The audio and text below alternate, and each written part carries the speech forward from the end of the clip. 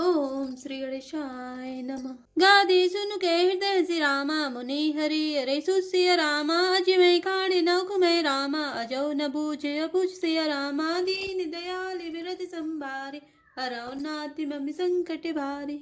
अर्थात विश्वामित्र जी ने हृदय में हंसकर कहा, मुनि को हरा ही हरा सूझ रहा है। अर्थात सर्वत्र विजय होने के कारण ये श्री राम लक्ष्मण को भी साधारण क्षत्रिय ही समझ रहे हैं, किंतु यह लोहमयी केवल फौलाद की बनी हुई खांड खडक है, ऊख की रस की खांड नहीं है जो मुंह में लेते ही गल जाए। खेद है, मुनि अब भी बेसमझ बने हुए हैं, इनके प्रभाव को नहीं समझ रहे हैं। कहे उल्लखन मुनि से लो तुम्हारा को नहीं जाने विदित संसारा माता पिता उरिन भय नीके गुरु रिनु रहा सोच बड़े जी के। अर्थात लक्ष्मण जी ने कहा, हे मुनि, आपके सील को कौन नहीं जानता, वह संसार भर में प्रसिद्ध है। आप माता पिता से तो अच्छी तरह उऋण हो ही गए, अब गुरु का ऋण रहा जिसका जी में बड़ा सोच लगा है। सो जनु हम रही माथे काड़ा दिन चली गए ब्याज बड़बाड़ा अब आनी व्यवहरिया बोली तुरंत देव में थैली खोली। अर्थात वह मानो हमारे ही मथे काड़ा था, बहुत दिन बीत गए, इससे ब्याज भी बहुत बढ़ गया होगा। अब किसी हिसाब करने वाले को बुला लाइए तो मैं तुरंत थैली खोलकर दे दूं। सुनी कटु बचन कुठारे सुधारा हाय हाय सब सभा पुकारा भृगु पर सुदिखा बहु मोही विप्र विचारी बचौ न प्रदोही। अर्थात लक्ष्मण जी के कड़वे वचन सुनकर परशुराम जी ने कुठार संभाला, सारी सभा हाय हाय करके पुकार उठी। लक्ष्मण जी ने कहा, हे भृगुश्रेष्ठ, आप मुझे फरसा दिखा रहे हैं, पर हे राजाओं के शत्रु, मैं ब्राह्मण समझकर बचा रहा हूँ, तरह दे रहा हूँ। मिले न कबहु सुपट रनगाड़े द्विज देवता गरई के बाड़े अनुचित कई सब लोग पुकारे रघुपति से नहीं लखन निवारे। अर्थात आपको कभी रणधीर बलवान वीर नहीं मिले। हे ब्राह्मण देवता, आप घर ही में बड़े हैं। यह सुनकर अनुचित है कहकर सब लोग पुकार उठे। तब श्री रघुनाथ जी ने इशारे से लक्ष्मण जी को रोक दिया। लखन उतर आहुति सरिस रामा भृगुबर को पुत्र सानुसिया रामा बढ़त देखे जल संबचन रामा बोले रघुकुल भानुसिया रामा दीन दयाल विरध संभारे हरौ नाथ मम संकट भारी। अर्थात लक्ष्मण जी के उत्तर से जो आहुति के समान थे, परशुराम जी के क्रोध रूपी अग्नि को बढ़ते देखकर रघुकुल के सूर्य श्री रामचंद्र जी जल के समान शांत करने वाले वचन बोले।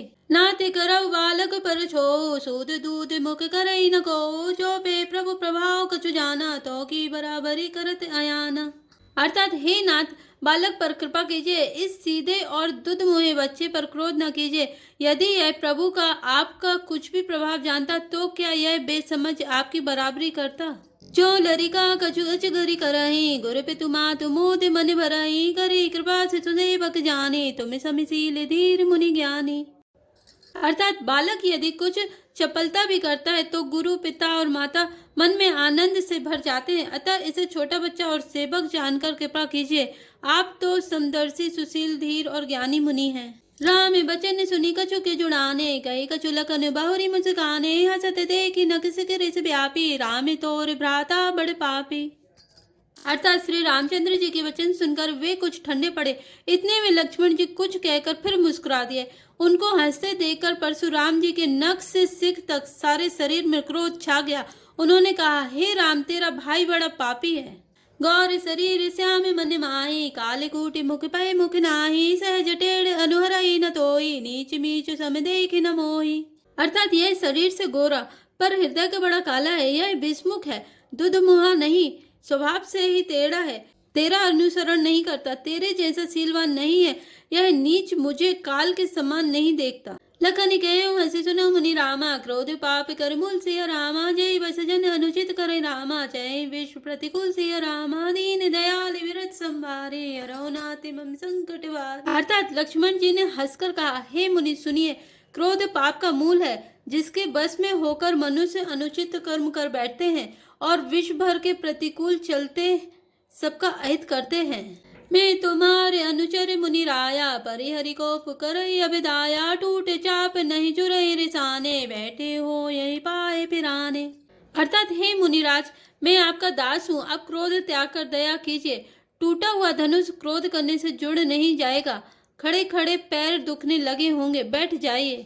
जो अति प्रिय तो करे उपाय जोरी को बड़े गुनी बुलाई बोलत लख नहीं जन को डिराई मस्त करऊं अनुचित भले नाही।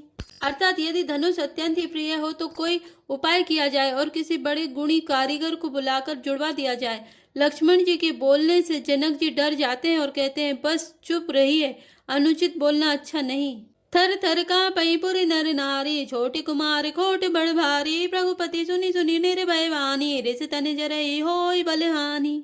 अर्थात जनकपुर के स्त्री पुरुष थर थर कांप रहे हैं और मन ही मन कह रहे हैं कि छोटा कुमार बड़ा ही खोटा है। लक्ष्मण जी की निर्भय वाणी सुन सुनकर परशुराम जी का शरीर क्रोध से जला जा रहा है और उनके बल की हानि हो रही है, उनका बल घट रहा है। बोले राम दे निहोरा, बचो बिचारी बंद लघु तोरा, मनुमलीन तनु सुंदर कैसे, बिसर से भरा कनक घटु जैसे। अर्थात तब श्री रामचंद्र जी पर एहसान जनाकर परशुराम जी बोले, तेरा छोटा भाई समझकर मैं इसे बचा रहा हूँ। यह मन का मैला और शरीर का कैसे सुंदर है, जैसे विष के रस से भरा हुआ सोने का घड़ा।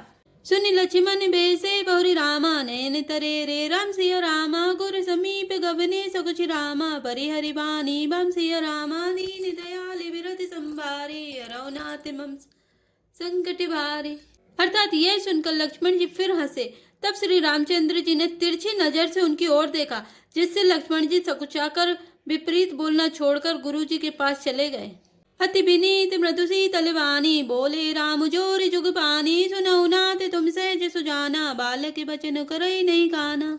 अर्थात श्री रामचंद्र जी दोनों हाथ जोड़कर अत्यंत विनय के साथ कोमल और शीतल वाणी बोले, हे नाथ सुनिए, आप तो स्वभाव से ही सुजान है, आप बालक के वचन पर कान न कीजिए, उसे सुना अनसुना कर दीजिए। पर रही बालक एक सुभाओ, नई न संत विदु सही काओ, ते नाही कछु काज बिगारा, अपराधी में नाथ तुम्हारा। अर्थात बरई और बालक का एक स्वभाव है, संतजन इन्हें कभी दोष नहीं लगाते। फिर उसने लक्ष्मण ने तो कुछ काम भी नहीं बिगाड़ा है। हे नाथ, आपका अपराधी तो मैं हूँ। कृपा कोप बधु बधव गुसाई, मोह परि करई दास की नाई, कही बेग जय विधि रिस जाई, मुनि नायक सोई करो उपाय। अर्थात अतः हे स्वामी, कृपा क्रोध बध और बंधन जो कुछ करना हो दास की तरह अर्थात दास समझकर मुझ पर कीजिए, जिस प्रकार से शीघ्र आपका क्रोध दूर हो। हे मुनिराज बताइए, मैं वही उपाय करूं। के मुनि राम जाय रिस कैसे, अजऊ अनुज तब चितव अनैसे, के कंठ कुठारु न दीना, तो मैं का कोप करू कीना। अर्थात मुनि ने कहा, हे राम, क्रोध कैसे जाए, अब भी तेरा छोटा भाई टेढ़ा ही ताक रहा है, इसकी गर्दन पर मैंने कुठार न चलाया तो क्रोध करके किया ही क्या। गर्व श्रभई अवनि पर अवनि रामा, सुनि कुठार गति घोर सिया रामा, परसु अछत दिखाऊं जियत रामा, बैरी भूप किशोर सिया रामा, दीन दयाल विरत संभारे, रघुनाथ ममि संकट भारे। अर्थात मेरे जिस कुठार की घोर करनी सुनकर राजाओं की स्त्रियों के गर्भ गिर पड़ते हैं, उसी फरसे के रहते मैं इस शत्रु राजपुत्र को जीवित देख रहा हूँ। भाई नहा तुदसई रिस छाती, भा कुठार कुंठित निपघाती, भयो बामी विधि फिर सुभाओ, मोरे हृदय कृपा कसिकाओ। अर्थात हाथ चलता नहीं, क्रोध से छाती जली जाती है। हाय, राजाओं का घातक यह कुठार भी कुंठित हो गया, विधाता विपरीत हो गया, इससे मेरा स्वभाव बदल गया, नहीं तो भला मेरे हृदय में किसी समय भी कृपा कैसी। आज दया दुख दुसह सहाबा, सुनि सौमित्र बिस सिरुनावा, भाव कृपा मूर्ति अनुकूला, बोलते वचन जरत जनुकूला। अर्थात आज दया मुझे यह दुस्सह दुख सहा रही है। यह सुनकर लक्ष्मण जी ने मुस्कुराकर सिर नवाया और कहा, आपकी कृपा रूपी वायु भी आपकी मूर्ति के अनुकूल ही है। वचन बोलते हैं मानो फूल झड़ रहे हैं। जो पे कृपा जरई मुनि गाता, क्रोध भय तनुराख बिताता, देखो जनक हटि बालक एहु, कीन चहत जड़ जमपुर गेहु। अर्थात हे मुनि, यदि कृपा करने से आपका शरीर जला जाता है तो क्रोध होने पर तो शरीर की रक्षा विधाता ही करेंगे। परशुराम जी ने कहा, हे जनक, देख यह मूर्ख बालक हट करके यमपुरी में घर निवास करना चाहता है। मैं की करूं किन आखिन ओटा, देखत छोट खोट न पुटोटा, बेसे लगन कहा मन माई, मुँह दे आखी कतौ को नाई। अर्थात इसको शीघ्र ही आंखों की ओट क्यों नहीं करते। यह राजपुत्र देखने में छोटा है पर है बड़ा खोटा। लक्ष्मण जी ने हंसकर मन ही मन कहा, आंख मूंद लेने पर कहीं कोई नहीं है। परशुराम तब राम प्रति रामा बोले उर अति क्रोध सिया रामा शंभु सरासन तोर सठ रामा करसी हमारे प्रबोध सिया रामा दीन दयाल विरत संभारे रौनाति मम संकट भारे। अर्थात तब परशुरामचंद्र जी हृदय में अत्यंत क्रोध भरकर श्री राम जी से बोले, अरे शठ, तू शिव जी का धनुष तोड़कर उल्टा हमी को ज्ञान सिखाता है। जय श्री राम, जय जय हनुमान।